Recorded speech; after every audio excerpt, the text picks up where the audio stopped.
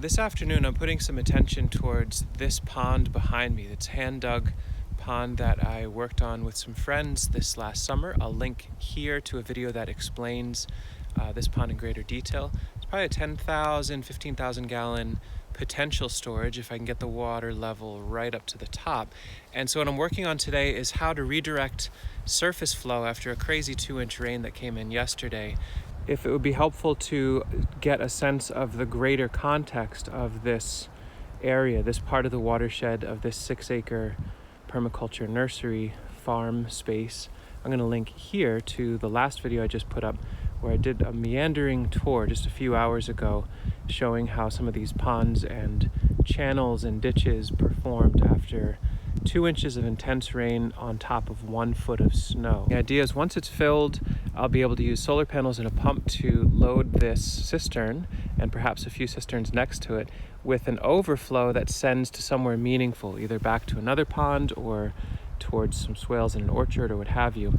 And my initial design concept was to have water come in this way, which ultimately would have been fed, will potentially be fed from this channel right here, which is a bermed up or blocked up diversion from a major drainage channel in this landscape. You can see I took a whole bunch of sod and packed in. This was a depression in here where the water was originally going this way. You can see where the channel was going, and it still can overflow and go that way if need be. But the thought is, how do I take this water from the southern part of our watershed and send it towards that pond? And so theoretically, they should be able to bring a fair bit of water after a heavy rain or very fast snow melt. The challenge, however, is that the water line here, until it gets to the very, very height of this, it's still too low to get into that pond.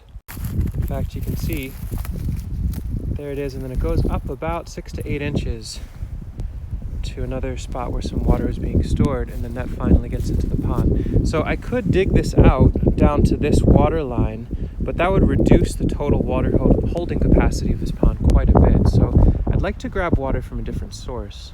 If I come out here to the west end of the property, you can see there's a ditch here. This is about 1 foot or 2 above the highest water line of that pond. In fact, if I pan around and come back over, there you can see the pond level where it is now.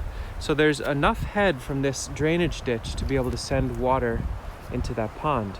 Now, I set this up a number of years ago as a drainage channel to shunt the water from our neighbor's orchard as far off our property as possible. It was going straight down to the north and out, and the reason for that is because they use sprays on their orchard, and I thought, well, let me get rid of all the water that they have. But I wonder, can I bring some of that water in the winter when there's no spray happening and when there's a huge amount of dilution and water flow happening, send it into a filtering system, and then ultimately trickle it into the pond. So you can see where I've taken the channel. This is very, very easy to turn off or to reset back the way it was. And I shaved this walkway just a tiny bit, put a diverter with some mud pack in there. So if I pull that out, the channel will go right back to the way it was. And I have it set where if a huge amount of water comes through, it'll be able to skirt past here and go that way. And my thought is, what happens if we take this water, bring it through slow and steady? You can see it's got a nice flow rate, but it's not aggressive. And instead of, what I definitely don't want to do is have this water go directly right into that pond for irrigation, just in the outside chance that there's any residue or nastiness in there. So what I'm doing is sending it through and into this first little pocket pond right here. So there's that water coming in, very gentle slope. I'm going to add some hay and mulch and debris, and once it gets into this first pond, it can settle, and I'm going to fill this pond with organic matter, loose, coarse organic matter, woody debris, hay, charcoal, as much material as possible, so that as this water comes in, it has to fill and filter through all of that, interact with a huge amount of life and organic matter before it overflows back out into the sod, where it will go over vegetation, be filtered some more, and then trickle into this pond, which will have some more charcoal and wood chips in it, and then finally get to that pond.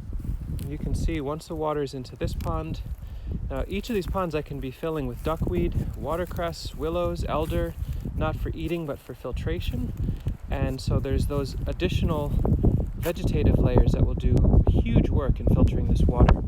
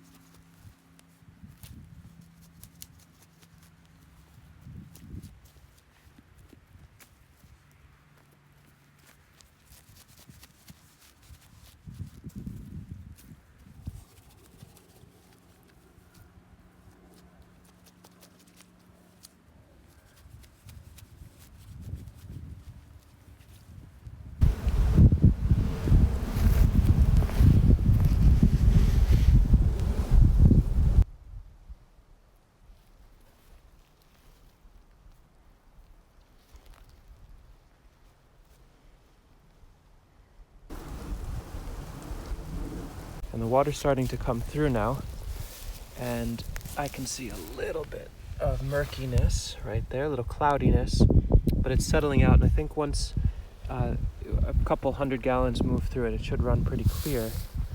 Just to add a little more insurance, I've put a few bands of soil in this, so as the water travels across very slowly, it gets interrupted. This will be vegetated in the spring, more filtration, nice warm still spot for other filtering plants, another berm. I might do a bunch of those, and then finally the overflow and into that channel and into the pond.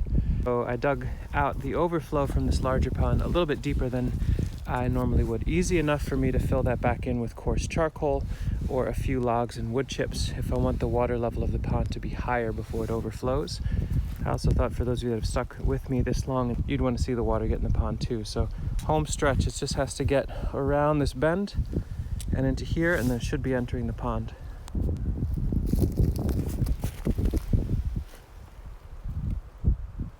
If you haven't done this kind of thing before, something that was definitively missing from this project was a laser level or an A-frame or a water level. It's all done by eye with the immediate feedback that water moving one direction or another can give you. So if you have a shovel, you can basically redirect water in all sorts of really amazing ways.